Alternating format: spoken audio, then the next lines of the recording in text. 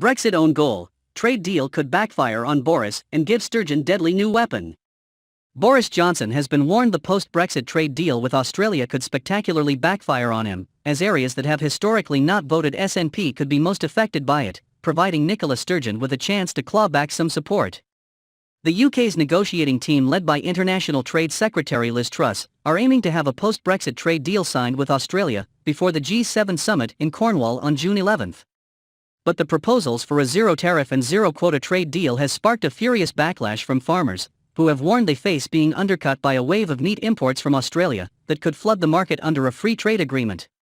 First Minister Nicola Sturgeon has argued Scotland is being shut out of a potential free trade agreement, FTA, with Australia, and warned the deal would be a betrayal of British farmers.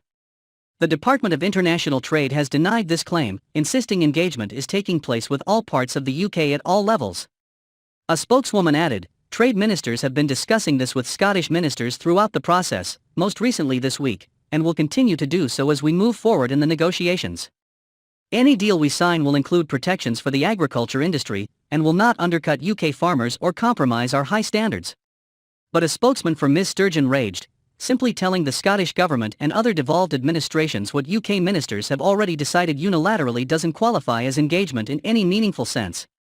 Now Professor Alex de Ruyter, director of Birmingham City's University Centre for Brexit Studies, has warned the trade deal could backfire on the Prime Minister, as areas of Scotland least likely to vote for the SNP could be most affected. He suggested the potential impact on farming communities throughout Scotland could provide the SNP with an opportunity to attack Westminster for being out of touch and consequently build support in areas where the party is not so popular. The political expert said, "Most beef and lamb in the UK tends to come from Wales and Scotland.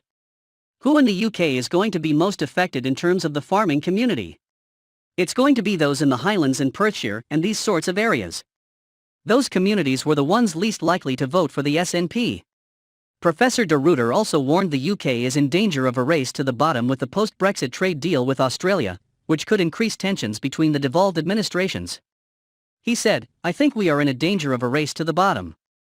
That is going to cause particular problems for the devolved administrations through the form of the internal market bill that we have seen. Trade agreements are the preserve of the UK government, yet health, for example, is a devolved power. I would be interested to see what happens if the UK government negotiates a trade deal which gives, for argument's sake, American drug companies the right to charge higher prices to health boards. When the functional responsibility for that health board in Glasgow is with the Scottish government, if they say no, what happens then? You then end up with a situation where the UK government might try and retract that power. It would be one of those things you would see going to the Supreme Court." The Political, who is originally from Australia, claimed the benefits the UK would see if the proposed trade deal were to be signed could be minimal.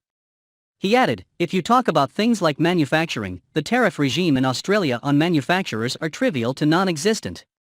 So I don't really expect any windfall for UK manufacturers anyway, for obvious reasons, because companies tend to produce and sell in the regions they are based. That is one of the ironies of Brexit. There was a good reason why half of our trade was with the EU, because geography matters. Australia is actually very strong in the sectors the UK thinks it has an edge in. We have the big four banks in this country, so does Australia. If you think of a local example in Scotland, the Clydesdale Bank was owned by the National Australia Bank until recently. I don't really expect any windfall there for the UK financial services, as otherwise they would be there already."